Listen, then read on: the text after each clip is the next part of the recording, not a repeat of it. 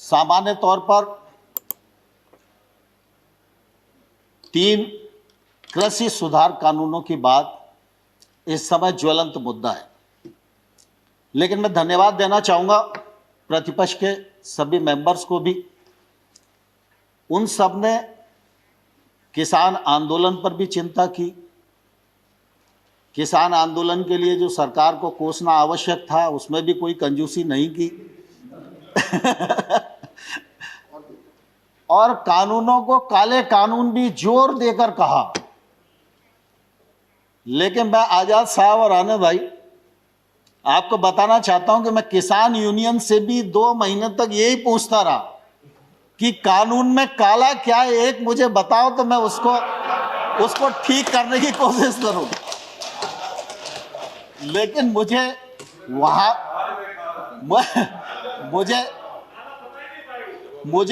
वहां भी मालूम नहीं पड़ा।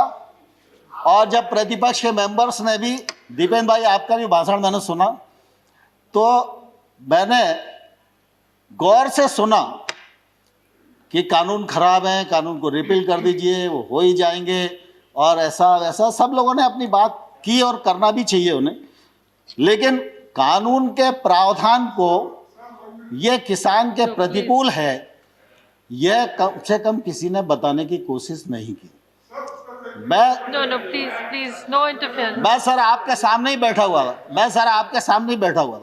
दूसरा, मैं सभापति महोदय आपके माध्यम से आग्रह करना चाहता हूं कि हम लोगों ने ट्रेड एक्ट बनाया। ट्रेड एक्ट में ये प्रावधान किया कि एपीएमसी के बाहर जो एरिया होगा वो ट्रेड एरिया होगा। वो किसान का घर भी हो सकता है, वो किसान का वेयर हाउस भी हो सकता है, उसका खेत भी हो सकता है। कोई भी व्यक्ति किसी भी स्थान के लिए किसी भी कीमत पर किसान वहां से अपने उत्पादन को बेच सकने के लिए स्वतंत्र है। ये हमारा एक्ट इजाजत देता है।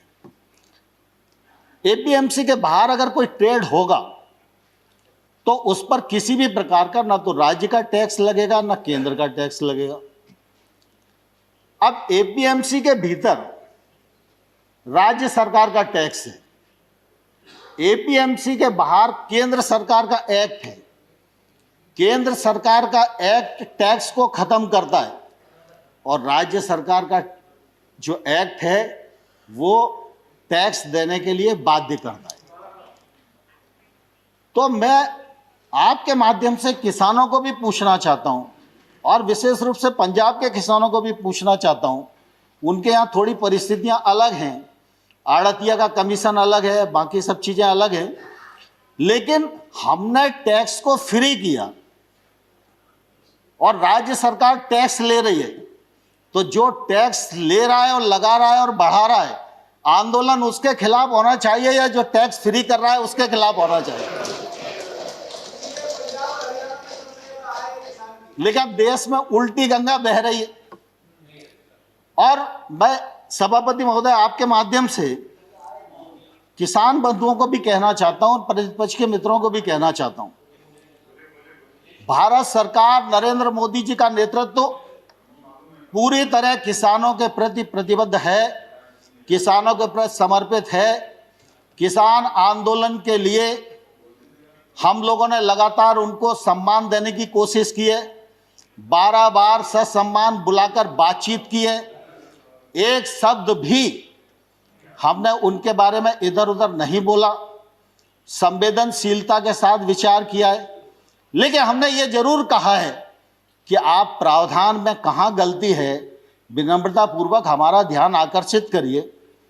हमने जो उनकी भावना के अंतर्गत जिन बिंदुओं को चिन्हित किया जा सकता था उनको भी चिन्हित करके बताया कि हमको आपकी लगती है कि आपको यह शंका है कि एपीएमसी खत्म हो जाएगी, तो हम इस पर विचार करते हैं। एपीएमसी खत्म नहीं होगी। हमने एक के बाद एक उनको प्रस्ताव देने का भी प्रयत्न किया, लेकिन मैंने साथ में यह भी कहा कि अगर हम भारत सरकार किसी भी संशोधन के लिए तैयार है, इसके मायने ये नहीं लगाना चाहिए कि किसान कानून में कोई गलती है। लेकिन किसान आंदोलन पर है। पूरे एक राज्य में गलत फहमी का शिकार हैं लोग। एक ही राज्य का मसला है। Please don't interfere. Let him speak. Please don't. We are very short on time. सभापति महोदय, किसानों को इस बात के लिए बरगलाया गया है कि ये कानून आपकी जमीन को ले जाएंगे। मैं कहता हूं कॉन्ट्रैक्ट फार्मिंग के एक्ट में कोई एक प्रावधान बताए, Please don't. कोई एक प्रावधान बताए। Let him खड़गे जी, speak. Let him speak. खड़गे We'll जी, talk later. खड़गे जी दुनिया Let him जानती है, speak. You can speak खड़गे जी later. दुनिया जानती है, पानी से खेती होती है, खून से खेती सिर्फ कांग्रेस ही कर सकती है। भारतीय जनता पार्टी खून से खेती नहीं कर सकती। और इसलिए मैं सभापति महोदय आपके माध्यम से कहना चाहता हूं, कॉन्ट्रैक्ट फार्मिंग एक्ट का कौन सा प्रावधान है जो प्रावधान किसी भी व्यापारी को उस किसान की जमीन छीनने की इजाजत देता है? लेकिन लोगों को भड़काया जा रहा है, जमीन चली जाएगी।